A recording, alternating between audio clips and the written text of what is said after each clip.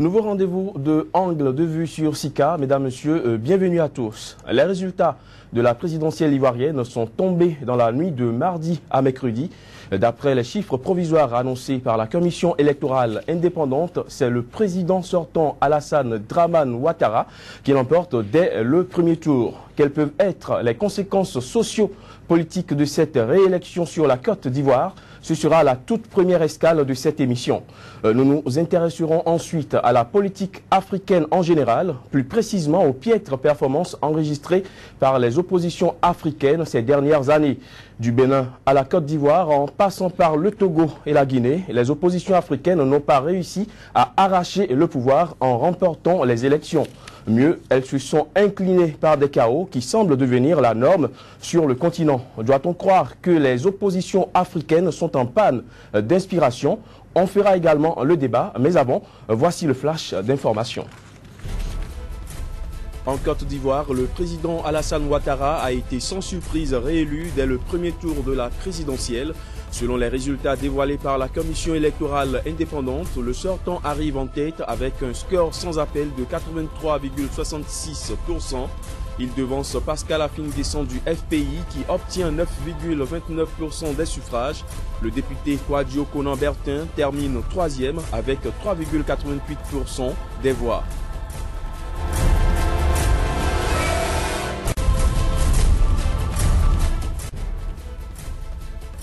En Tanzanie, le candidat du parti au pouvoir à l'élection présidentielle devance ses adversaires après un deuxième décompte des voix dans environ la moitié des circonscriptions.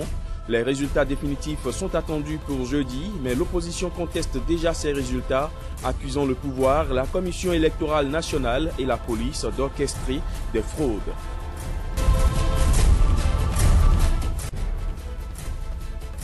En Afrique du Sud, des milliers de membres des combattants pour la liberté économique, parti de l'opposant Julius Malema, ont défilé dans les rues de Johannesburg en solidarité aux étudiants des universités.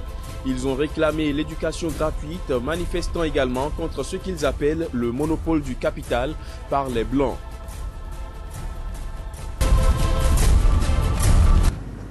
En Côte d'Ivoire, Alassane Ouattara a été réélu dès le premier tour de l'élection présidentielle pour un mandat de 5 ans. Selon les résultats officiels dévoilés par la commission électorale indépendante, le chef de l'État sortant remporte le scrutin en obtenant 83,66% des suffrages. Un score soviétique certes, mais un score qui ouvre tout de même la voie à 5 nouvelles années sous le règne Ouattara en Côte d'Ivoire. Mais quelles pourraient être les conséquences politiques de cette réélection? Nous lançons le débat juste après ceci.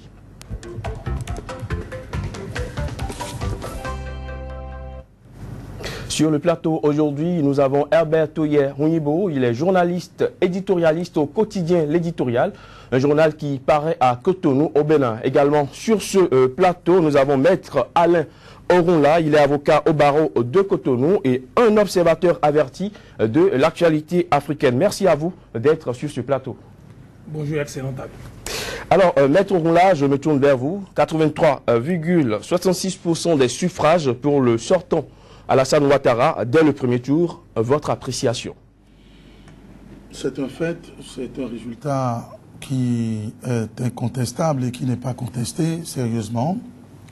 Mais c'est un résultat à nuancer au regard du taux de participation qui dépasse à peine les 50%. Sur les 6 millions d'électeurs inscrits, seuls 3 millions ont voté et les 80% obtenus sont 80% de la moitié du corps électoral. Mais c'est quand même significatif.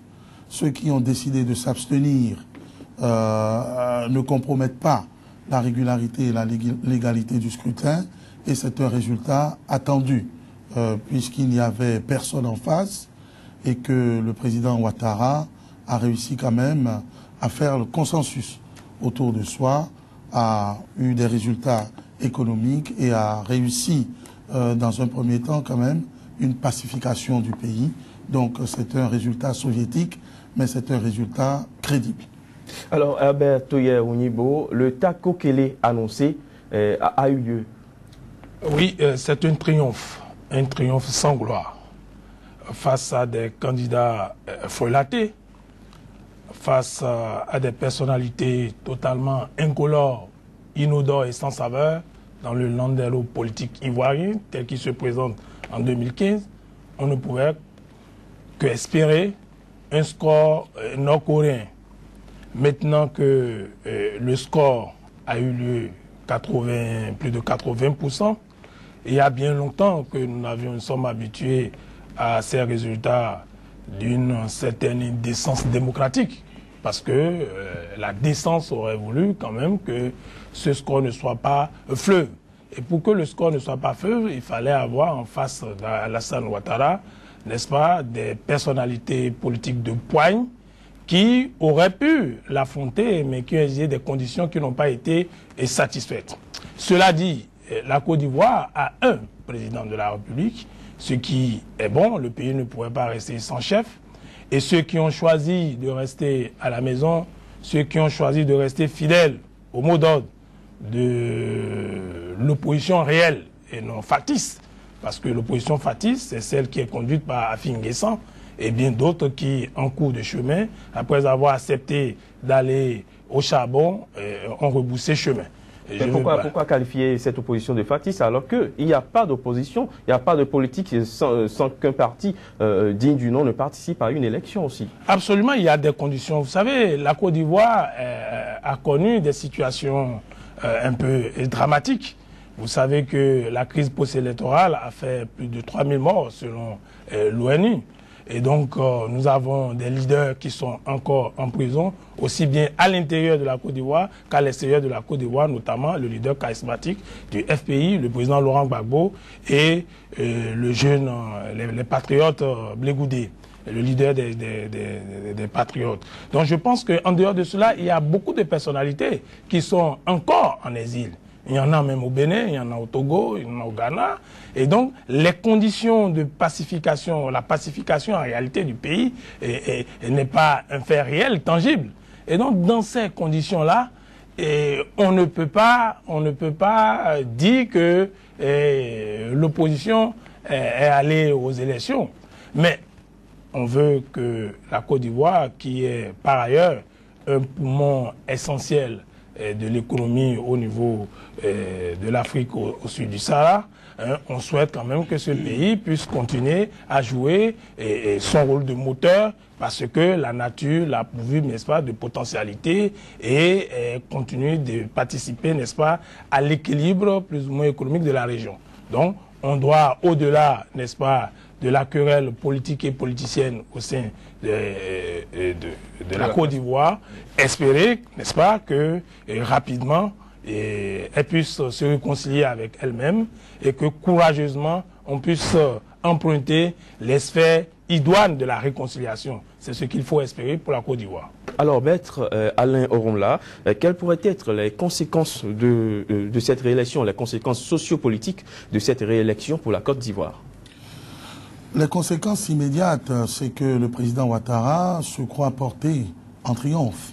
Et comme l'a dit notre ami Herbert Mouimbo, c'est un triomphe sans gloire, c'est bien cela. Effectivement, parce que c'est pour ne pas être dissonant que nous saluons la tenue de cette élection. La précédente a été sanctionnée par une crise post-électorale ponctuée de 3000 morts. Aujourd'hui, il n'en est rien, tant mieux. Les gens ont pu voter. Les observateurs ont trouvé que le scrutin s'est bien déroulé. Donc, la première conséquence, c'est que le président Ouattara croit en ce plébiscite et continue sa politique dont les aspects économiques sont indéniables. Je pense qu'il y a des résultats économiques incontestables. Il va continuer sur cette lancée et penser peut-être qu'il est le père de la nation. Mais les intellectuels et les commentateurs et les analystes que nous sommes se doivent quand même de rappeler certaines réalités pour influer le devenir politique de la Côte d'Ivoire, qui est le poumon de notre sous-région. C'est d'abord de savoir que le président Ouattara a été élu parce que porté par les plus grandes formations politiques du pays.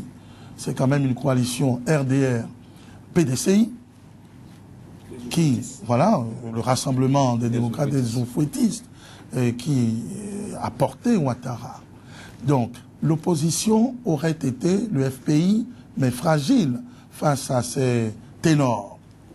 encore qu'au sein du FPI, il y a une dissidence majoritaire.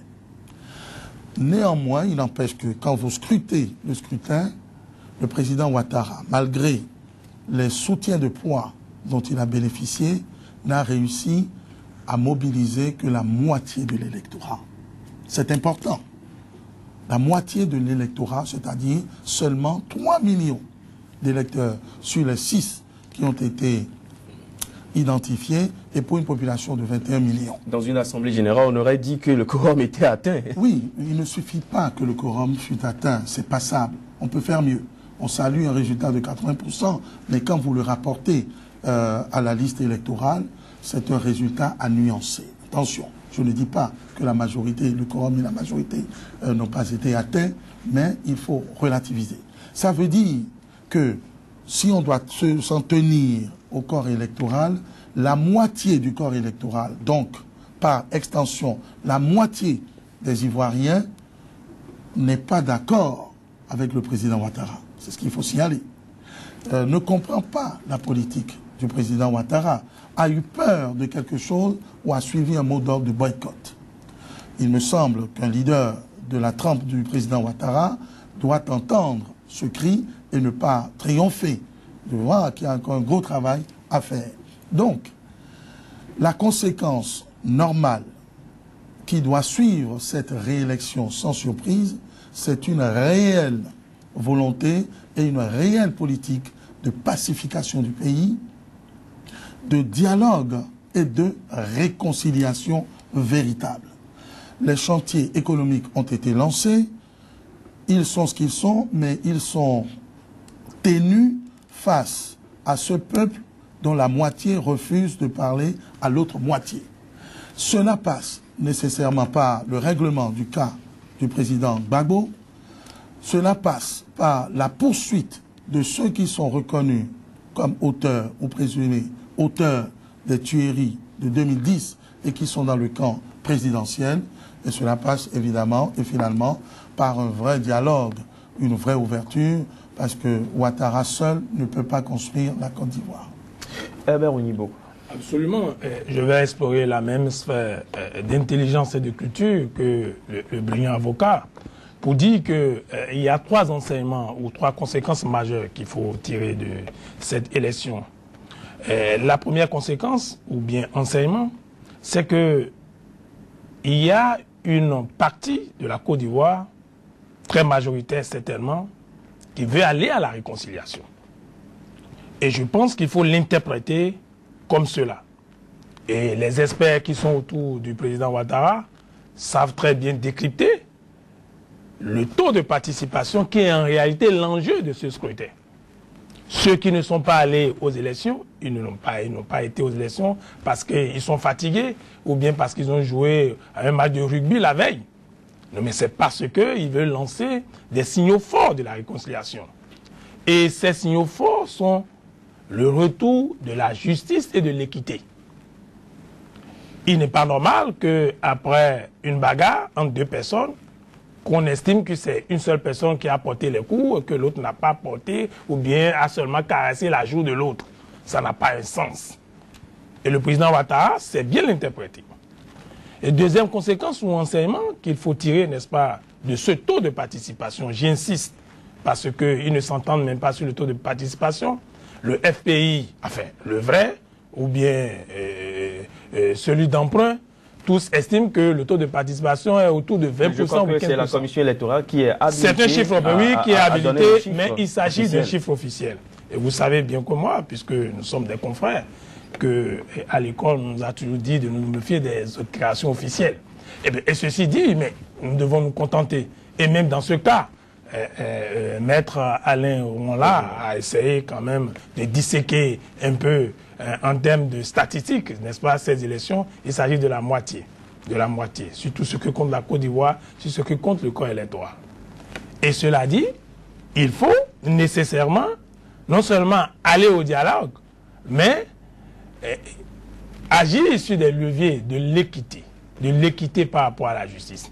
Il n'est pas normal que depuis le retour du président Gbagbo, et je dis le président Ouattara, que les personnalités fortes du FPI soient toujours en prison, qu'ils aient leur compte toujours bloqué.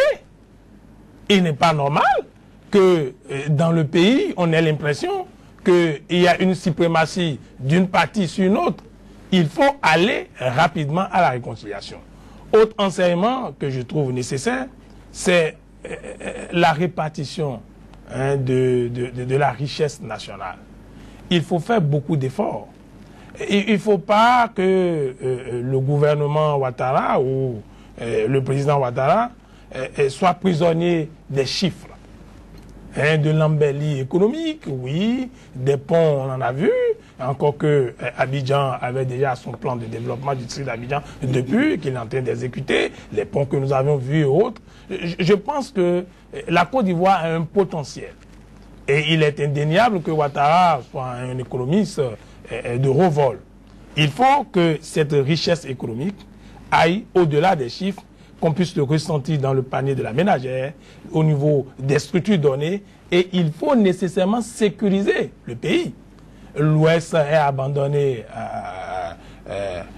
à lui-même, c'est cette partie du pays où tout le temps il y a des soubresauts parce que frontière avec le Libéria et ainsi de nombre de sécurité. Je pense que, humblement, le président Ouattara doit tendre la main à ceux qui, aujourd'hui, ont croisé les bras et l'observent. Il a toujours tendu. Et tendre la main, non, il faut tendre la main, il ne suffit pas de dire, venez, on va vous donner un poste de Premier ministre à Finguessan ou un poste de ministre des Affaires étrangères à Libère ou à Maraïsi. Il ne s'agit pas de distribution de postes. Il a mis en place le comité conciliation qui a échoué, qui a lamentablement échoué. Lamentablement échoué, il faut reconnaître. Mais qu'est-ce qui fait que ça a échoué? Ils connaissent les vrais problèmes. Les vrais problèmes, le peuple ivoirien, si vous connaissez bien les Ivoiriens, ce n'est pas un peuple compliqué, ils ne sont pas compliqués. Il faut des gestes forts de réconciliation. Poser des gestes forts de réconciliation, c'est de permettre, et je sais que c'est très compliqué pour le président Ouattara, parce que dégager les rebelles reconvertis en démocrates et qui occupent les hauts emplois au niveau de l'administration de la Côte d'Ivoire, c'est sans doute créer encore un autre mécontentement parce qu'ils sont toujours à proximité des armes. C'est très compliqué, mais il faut avoir le courage. Et il ne peut pas le faire seul. Il doit le faire avec la communauté internationale, notamment avec la France, qui a beaucoup d'intérêt à protéger en Côte d'Ivoire. Si je vous comprends bien, Herbert Wimbo, de même que Maître Oronla, c'est que la priorité du président Ouattara pour les 5 années à venir, la priorité des priorités doit être la réconciliation des Ivoiriens. Mais quoi qu'il en soit, on connaît déjà l'une de ces priorités. En pleine campagne électorale, le président Ouattara a annoncé une nouvelle constitution dès l'année prochaine, un projet qui pourrait viser l'article 35 de la loi fondamentale qui stipule qu'un candidat à la présidentielle doit être ivoirien d'origine, né de père et de mère eux-mêmes ivoiriens d'origine. Un article souvent considéré comme article anti-Ouattara puisque ses détracteurs ont toujours affirmé qu'il est burkinabé. Maître Oronla, votre appréciation? Écoutez, c'est bien de le rappeler parce que dans nos réponses, nous avons plutôt fait des suggestions plutôt que de tirer les conséquences immédiates annoncées de ce que le président Ouattara voudrait faire. Pour la bonne tenue des débats, il convient de rappeler que le président Ouattara a essentiellement fait comme promesse de campagne le vœu de poursuivre l'électrification du pays. Moi, j'aime bien les choses basiques, fondamentales, et la politique de grands travaux qui a été amorcée. On aura peut-être d'autres ponts et d'autres bâtisses, mais effectivement, le chantier institutionnel, c'est celui de la réforme de la Constitution. Aïe. La Constitution ivoirienne en vigueur, celle de 2000, limite à 2 le mandat présidentiel. Quand on parle de réforme, est-ce que c'est uniquement pour ôter cette question de l'ivoirité qui ne devrait pas se trouver dans la Constitution, mais dans le Code de la nationalité? C'est pas la Constitution qui prévoit qui va être électeur ou pas. Je crois qu'à un moment donné, ça a été taillé. Oui, bien sûr. Pour écarter le président Ouattara. Non, on a dit... Écoutez, moi, si vous voulez, je vais vous rappeler de très bons souvenirs. Nous devons cette Constitution à un certain Bédier, et qui aujourd'hui, et depuis d'ailleurs 2000, a appelé à voter Ouattara. Qui avant 2000 était en lutte fratricide avec un potentiel héritier de Houphouët-Boigny. L'ivoirité en question, dont on s'est servi pour écarter le président Ouattara, a été avivée par le président Konan-Bédié. Voilà, bon, ils sont aujourd'hui ensemble. Mais je dis qu'institutionnellement, ce n'est pas dans la Constitution que ces questions se règlent. C'est dans le code électoral, c'est dans le code de la nationalité. Voilà que ça se retrouve à l'article 35 de la Constitution. Le président Ouattara a parlé de lever les paramètres confligènes. Bon. Ce que je suis en train de vous dire très concrètement, le problème de l'ivoirité n'en est pas un puisqu'il a été élu et réélu. Mais la réforme constitutionnelle, pour moi, s'oriente vers des chantiers plus anxiogènes, comme par exemple la limitation du nombre de mandats. Théoriquement, le président Ouattara ne devrait plus pouvoir se présenter. Pourquoi? Mais parce que le mandat est limité à 2 dans la constitution ivoirienne. Mais il en est à son deuxième, je crois. En principe, dernier. Mais avec une réforme de la constitution, on ne sait pas ce qui peut se passer. Le président Ouattara a été élu en 2010. Oui, c'est-à-dire qu'à la fin de ce mandat, il totaliserait les deux mandats et qu'il ne devrait plus en avoir un troisième. Non, je crois qu'il a élu maintenant pour un second mandat. Oui. Il vient d'être élu pour un second mandat. Non, je pense que ce que Maître évoque est très clair. C'est-à-dire que en mettant en avant l'article 35, Ouattara semble vouloir faire une réforme constitutionnelle qui aboutirait à une nouvelle république. La troisième république. Oui, et il faut faire très attention avec le départ de Francis Vaudier du Conseil constitutionnel depuis. Pour des raisons un peu vagues, puisque pour convenance, on peut un peu comprendre un peu ces genres de schémas. Et ces genres de schémas prouvent que, en réalité, fort de son score nord-coréen, Ouattara veut saisir l'opportunité pour enclencher rapidement une révision constitutionnelle sous le coup de l'euphorie. Quand en réalité, l'article 35 ne devrait pas, en principe, poser un problème, ni pour lui, ni pour ceux qui ont intérêt à ce que cet article soit modifié, puisque visiblement, le juge constitutionnel estime que ça n'a pas un impact négatif sur ceux qui posent leur candidature et qui viennent de cette région du pays. Je pense fondamentalement que le président Ouattara est en train de vouloir réveiller le chat qui dort. Parce que subitement s'attaquer en réalité à l'ivoirité, alors qu'on sait bien que le géniteur de l'ivoirité, c'est le président Bédié, qui est un de ses alliés, en évoquant cela, il laisse la porte ouverte à toutes les interprétations. Et l'interprétation que j'ai personnellement, c'est qu'il veut prendre de court ses adversaires pour faire au-delà de 2 mandats.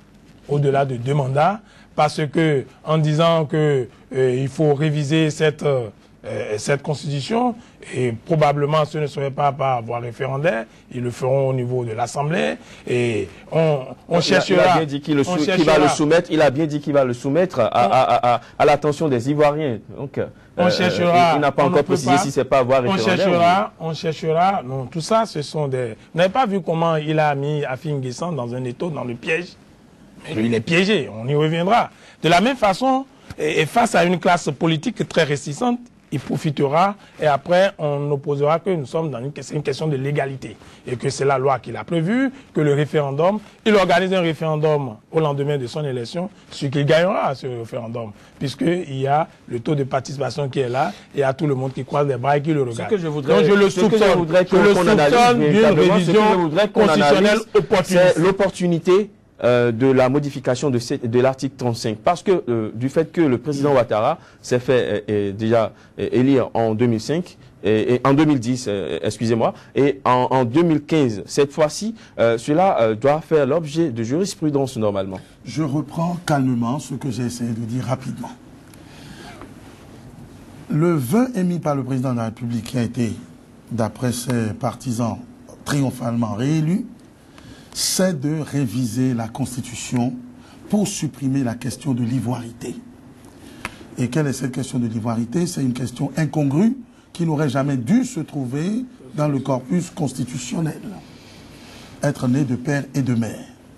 Ma démonstration part du principe que, premièrement, cette disposition n'a pas empêché le président Ouattara, dont on dit que c'est lui qui était visé par cette disposition, d'être candidat, d'avoir été élu en 2010, difficilement, et d'avoir été réélu en 2015. La question de l'ivoirité relève tout au plus du code de la nationalité. Dans tous les pays, il y a un code de la nationalité. Qui est ivoirien, qui ne l'est pas. Et du code électoral. Qui est électeur, qui ne l'est pas. Nous n'avons pas besoin d'une révision constitutionnelle pour régler cette question déjà réglée en pratique.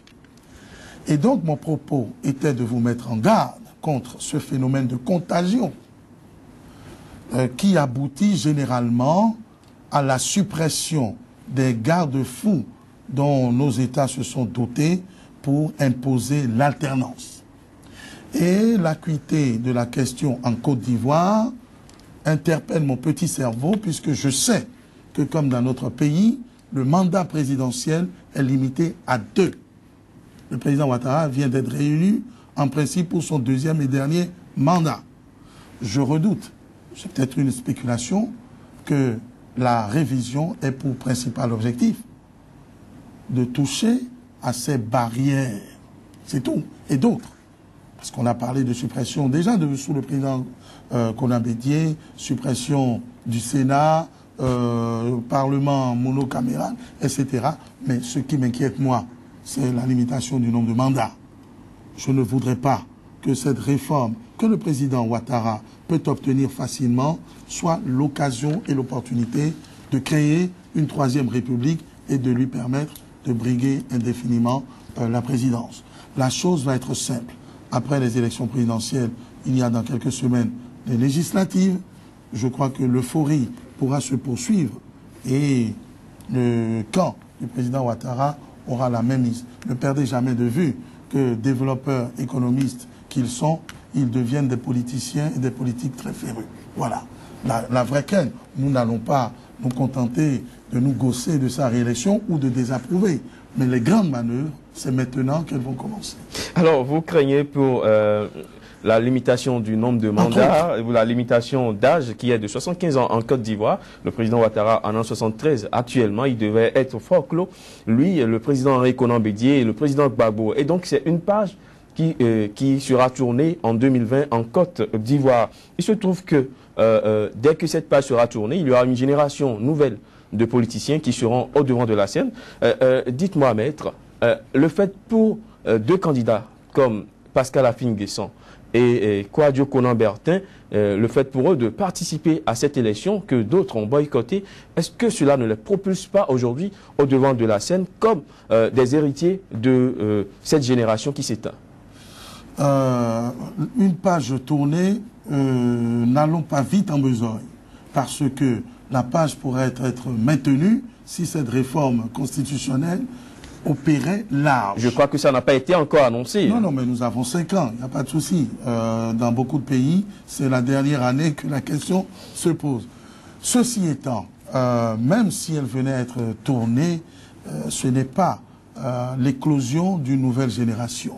Affi-N'Guessan, ce n'est pas la nouvelle génération. Il est là depuis longtemps. Donc il n'y a que Kakabé. Et là, ils ont été des sparring partners.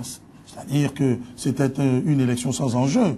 Il n'y avait pas un politique d'envergure pour espérer recueillir quelques dividendes. Et quand vous voyez la minceur des scores, Affi-N'Guessan au nom du FPI qui fait 9%, ça veut dire que le camp Gbagbo n'a pas voté, le camp FPI n'a pas du tout voté.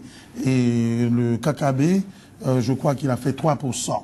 Ce n'est pas suffisant pour parler des germes d'une nouvelle classe politique à recruter parmi ceux qui ont participé à cette élection. Moi, je pense que ceux qui veulent prendre la relève se sont préparés et sont restés en réserve. Il y a des leaders très courageux, très audacieux, je ne citerai pas de nom, qui sont jeunes et qui affûtent leurs armes. Je pense que la prochaine classe politique ou les prochains leaders de la Côte d'Ivoire feront leur apparition sous le deuxième et en principe dernier mandat du président Ouattara, et que ces jeunes remplissent les rangs du RDR ou du PDCI et pourquoi pas du FPI. Toi, c'est pas cela. Albert Ounibo, Kakabe et Pascal Afin-Guessan s'imposent aujourd'hui comme des héritiers de cette génération qui s'éteint. Absolument. Et Afin-Guessan est au crépuscule de sa vie politique, et pour deux raisons majeures. La première, c'est que il a été un acteur de la crise au sein du parti, devant les tribunaux, et qu'il a dû gagner. Je pense qu'il a gagné dans les règles de l'art. Je ne voudrais pas remettre en cause la justice ivoirienne, elle est indépendante, et finalement, c'est lui qui a pris le dossier sur l'aile du ou bien l'aile Gbagbo. Et deuxième raison, c'est que le président Laurent Gbagbo n'a pas appelé à voter pour lui. Et on a vu aussi la manœuvre du grand frère de Blé Goudé qui, à la veille des élections, a fait une déclaration pour appeler. Et je crois qu'au résultat, on s'est rendu compte que Laurent Gbagbo, qui était à 47% des suffrages face à Ouattara, que Afin-Guessan n'ait recueilli que à peine 10% ou bien 9%, et il devrait tirer les conclusions. Les conclusions, c'est que il y a quelqu'un qui est toujours charismatique, qui a encore une emprise ou dont l'on plane toujours, non seulement sur le FPI, mais sur une partie de la Côte d'Ivoire. Et c'est Laurent Gbagbo. Et je crois que s'il y a une relève qui va prendre corps, sa source au sein du FPI, ça dépendra de Laurent Gbagbo et dans une certaine mesure de Simone Gbagbo. Et je pense que ce score prouve déjà que Afin-Guessan est finissant ou bien est fini et qui n'a plus d'autorité, n'a plus de légitimité pour parler aux militants FPI. Et ceux qui ont gagné dans cette bataille, ce sont ceux qui sont restés à la maison. C'est l'aile du FPI, et j'appelle aile du les pro-Laurent Gbagbo qui sont restés à la maison. Et c'est en leur sein que la nouvelle génération est naturellement d'opposants, parce que c'est pas très sûr qu'ils participent au gouvernement. Ceux qui participeront au gouvernement au nom d'une certaine décrispation, c'est bien sûr l'aile ultra minoritaire Afin-Guessan. Et donc les autres vont ressurgir, vont se réorganiser, et sans doute depuis la haie, le président Laurent Gbagbo ne va pas continuer à dire qu'il est leader charismatique et laisser la maison en l'air. Il faut, pour la nouvelle décennie, préparer, il y a des leaders. Il y a bien sûr des leaders, il y a des fidèles, des loyalistes rompus qui trouveront en leur sein l'énergie, le ferment nécessaire pour faire émerger une personnalité de la poigne de Laurent Gbagbo. Il y en a, et n'oubliez pas que Guillaume Soro, Blé Goudé et bien d'autres, ce sont les produits de Laurent Gbagbo depuis la FECI. Et donc, au sein de la FECI, il y a aussi des leaders, des gens qui ont étudié et qui sont là en embuscade et qui sont en train d'observer. Je pense que sur les runes d'une popularité écartelée de Afin-Guessan, on trouvera un autre leader.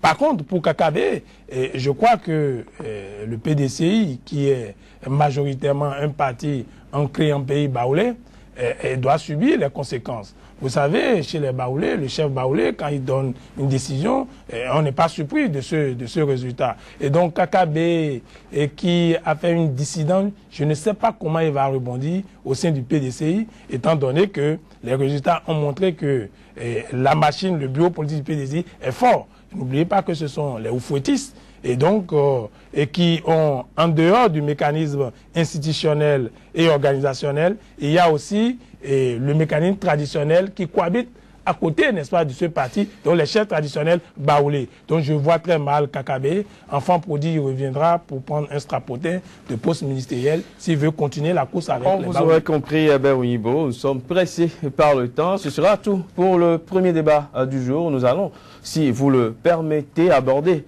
le deuxième et dernier sujet de ce numéro de Angle de Vue, un sujet qui s'intéresse aux performances des oppositions africaines ces dernières années. Mais on y revient juste après un nouveau point de l'actualité à travers le flash d'information. En Côte d'Ivoire, le président Alassane Ouattara a été sans surprise réélu dès le premier tour de la présidentielle. Selon les résultats dévoilés par la commission électorale indépendante, le sortant arrive en tête avec un score sans appel de 83,66%. Il devance Pascal Affinguesson du FPI qui obtient 9,29% des suffrages. Le député Kouadio Konan-Bertin termine troisième avec 3,88% des voix.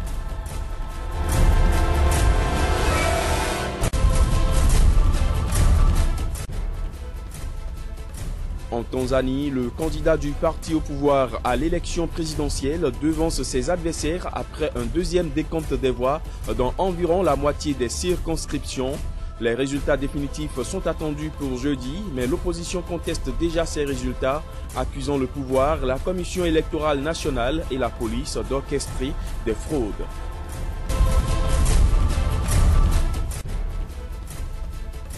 En Afrique du Sud, des milliers de membres des combattants pour la liberté économique, parti de l'opposant Julius Malema, ont défilé dans les rues de Johannesburg en solidarité aux étudiants des universités. Ils ont réclamé l'éducation gratuite, manifestant également contre ce qu'ils appellent le monopole du capital par les Blancs.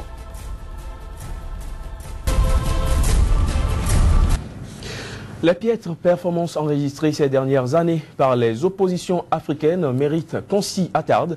Du Bénin jusqu'en Côte d'Ivoire, en passant par le Togo et la Guinée, des oppositions africaines n'ont pas réussi à se hisser au sommet de l'État en remportant les élections présidentielles.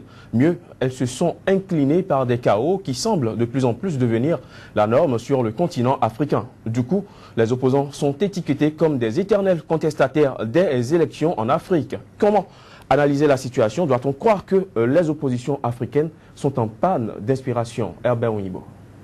Vous avez bien fait de parler du Bénin. Je crois que le Bénin doit de plus en plus, ou du moins les Béninois doivent de plus en plus prendre conscience de leur rôle en matière de contagion.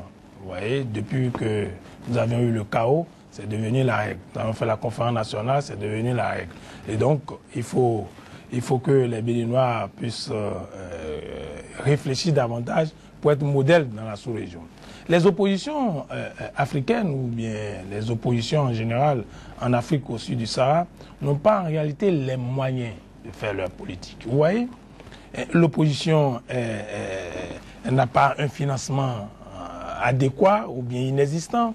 Le statut de l'opposition, ce n'est que quelques tests quasiment vides, taillés juste en ce qui concerne les décrets d'application, pour ne pas donner tellement de visibilité. L'opposition africaine aussi, non seulement elle n'est pas unie, mais elle est sujette à quelques querelles de leadership.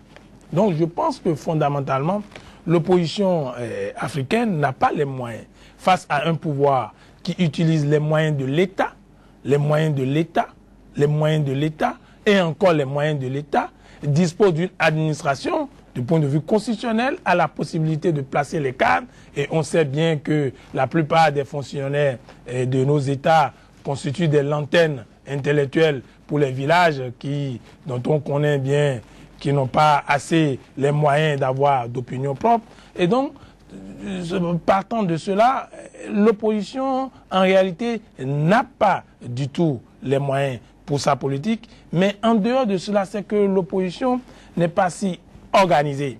Organisée et prisonnière des ambitions des uns et des autres, et prisonnière des ambitions liées au leadership de l'opposition. Cette opposition n'a pas véritablement la visibilité nécessaire, les ressources intellectuelles qu'il faut pour contrer un pouvoir tout puissant. Un pouvoir tout puissant. Et de plus en plus, sur le continent, on dit qu'il n'y a que Nicéphore Soglo qui peut organiser une élection et les perdre. Mettons là les oppositions africaines. Où se situe véritablement le problème? Les problèmes tiennent à ce que notre ami Herbert Ouinibo a développé, mais ils tiennent aussi et surtout au manque de volonté et de détermination. Y a-t-il véritablement une opposition? Pour moi, non. Parce que ceux qui se décrètent opposants et qui refusent d'ailleurs d'endosser le statut officiel c'est tout simplement des gens qui contestent le leadership d'un homme et qui essayent de sauvegarder des intérêts non pas collectifs, mais publics, personnels et égoïstes. Quand je prends un exemple comme notre pays, où, bien que fort, le pouvoir, tous les jours, offre la faille, commet des bêtises, il n'y a personne pour dénoncer véritablement et systématiquement, tenir le peuple en haleine et appuyer là où ça fait mal. L'opposition ne se réveille qu'à la veille des joutes électorales, alors que l'opposition, c'est un travail de veille, c'est une conception, c'est la déclinaison d'une ligne politique et d'une proposition de gouvernance. Et c'est ce qui se passe dans tous les autres pays. Donc, en fin de compte, le peuple résigné mais lucide fait le choix de celui qui est là et qui sert un tout petit peu. Autrement dit, moi je vais le dire en fond, les gens se disent « à mon wode, à mon akbedeo ». C'est-à-dire qu'il n'y a rien en face. Je reste toujours dans notre pays. Nous sommes à 4 mois ou 5 mois d'un scrutin capital majeur fondamental au Bénin et il n'y a aucune formation politique, aucun leader politique pour se risquer à pronostiquer. Là où il devrait indiquer, un homme politique n'attend pas là où va le vent. Un homme politique dirige le vent et dit le leader que nous allons soutenir, c'est celui-là. Mais à 4 mois, il n'y a rien. Comment ne voulez-vous pas que cette soi-disant opposition, je respecte ceux qui combattent, je respecte ceux qui résistent, je respecte ceux qui reçoivent des coups, mais malheureusement, ce n'est pas capitalisé parce qu'il n'y a pas non seulement des moyens, mais il n'y a pas d'organisation, il n'y a pas de détermination pour aller véritablement à l'alternance que l'on n'organise d'ailleurs pas au sein de ses propres formations politiques. Alors, l'autre chose qu'on constate, on a des fois l'impression que c'est l'opposition elle-même qui ouvre la voie à la victoire du camp en face. Ce qui est de plus en plus récurrent, c'est la politique de la chaise vide. Nous prenons le cas par exemple de la Côte d'Ivoire où le FPI aurait pu être quelque chose en face, mais le FPI s'est refusé d'aller aux élections. Nous prenons par exemple le cas de la Guinée où 7 candidats en face d'un Alpha Condé pourraient se retirer à la veille d'une élection, remettre cette élection en cause, mais ils ont attendu le lendemain des élections pour les contester.